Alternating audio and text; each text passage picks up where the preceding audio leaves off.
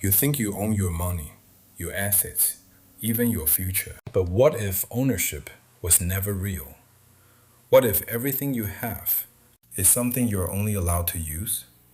Let's start with money.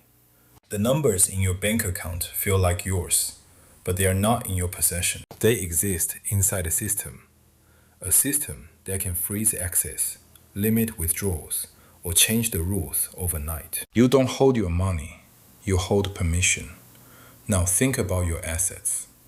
Stocks, platforms, digital accounts. You don't directly own them.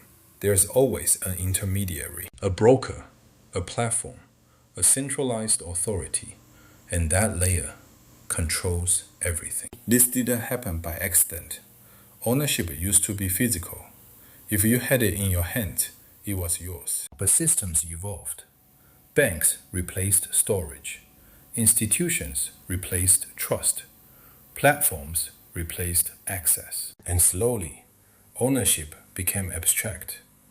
Not something you hold, but something recorded in someone else's system. And here's the problem. If ownership lives inside a system, then whoever controls the system controls ownership. Change the rules and your assets change. Restrict access and your ownership disappears. That's not ownership.